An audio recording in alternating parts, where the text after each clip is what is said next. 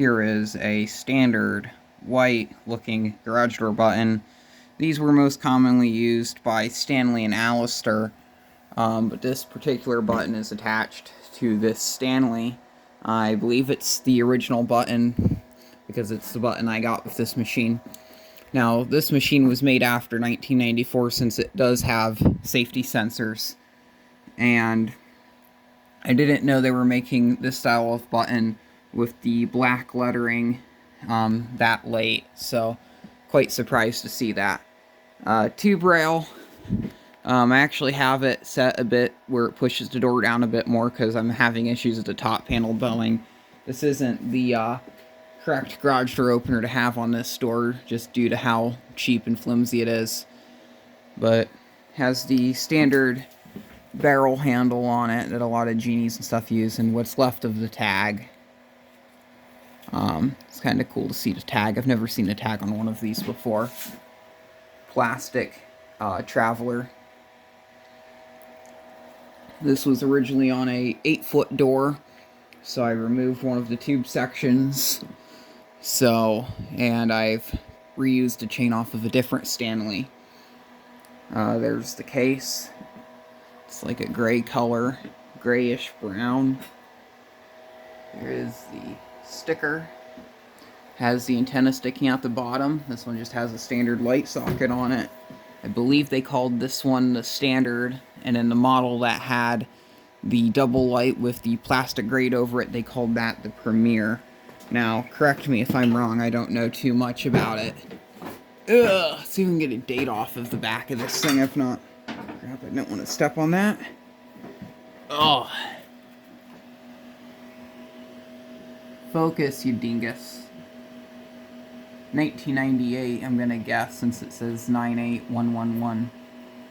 It's a model ST200 A07. I'm just gonna call it ST200. This is what I tried to do to get the sensors to work. I had the sensors working outside of their case.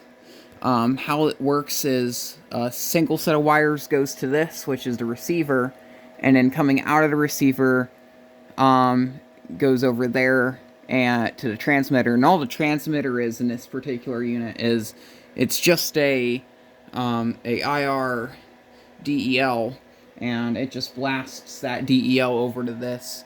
Now, I had it working when everything was taken apart, and I don't know if I somehow screwed it up putting it back together. I tried various different polarity options and all that stuff, and I could have sworn I had it working, but it won't work now. So maybe I'll mess with this again. I didn't get the connector piece, so this is what I did. Just use some crimp connections, kind of tied it up. I didn't bother putting Moretz on this, and I shouldn't because it doesn't even work. This is hooked up to all the other wall buttons, so the All-Star OCS stations over there are hooked up, and the 41A 4166 that's up here in the stairwell, which we will use to run this in the open position.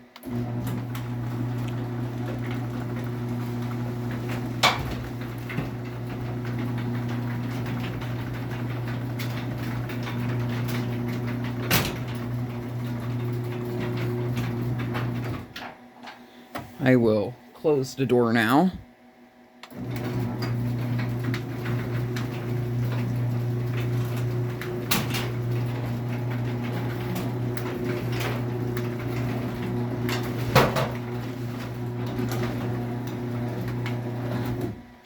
Now it gets a bit jerky at the bottom just because this door's all screwed up. Eventually I'll get another set of doors from for here if I can find some for a good price. But yeah, the rail does have a bit of a bow to it. We'll go over here and run it up. Give another cycle from over here. I'm gonna guess this machine has a lot of hours on it since this does go into thermal overload quite quickly.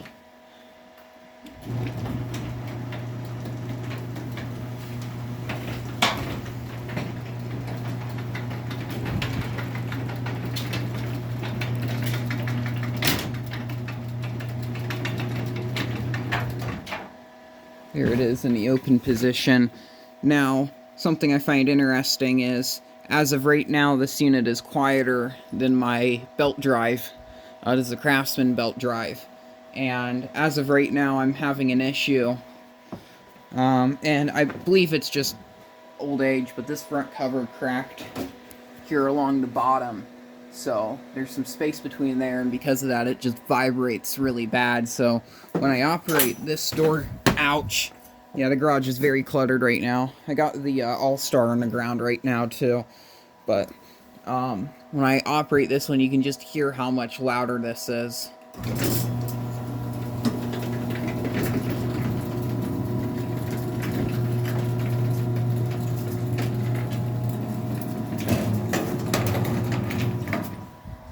So we'll go out here and close the this door, which I can't get a good view of it just because of I have to hold it to close it.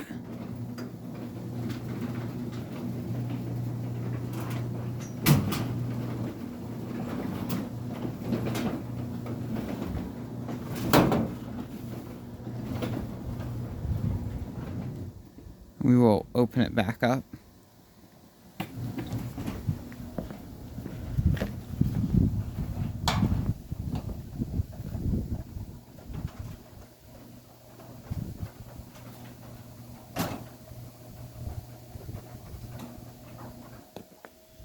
Now, I don't know what this is all about.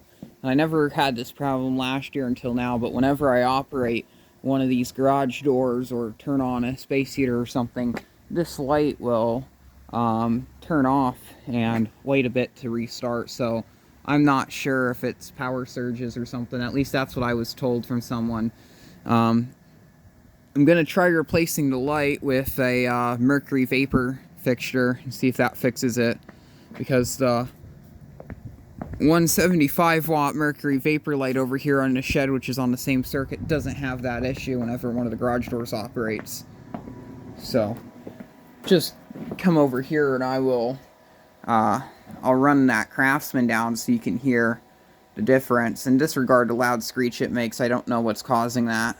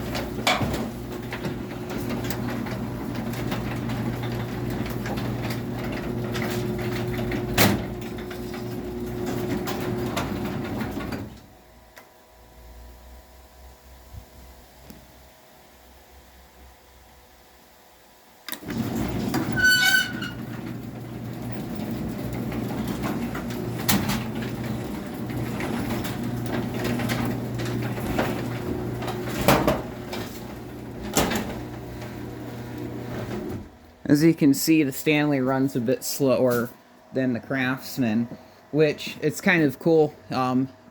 Every single time I've had a set of openers up here, I've never had one that was slightly, that had this much of a difference between speed. This isn't the slowest thing. A lot of these Stanleys, I remembered I'm running a bit faster now. Even when it was warm and I installed this opener, it wasn't even that fast, so I guess this opener just kind of runs slow. I did not get any of the original remotes with this. I did get a clicker universal, which I was using until the battery died, but how that's set up, I can't use it to close the door. So I tried using the multi-code again, and I think I knew what was going on with this receiver and the other unit, so I think this actually still works. But I also don't know. But I don't think that unit had enough amperage.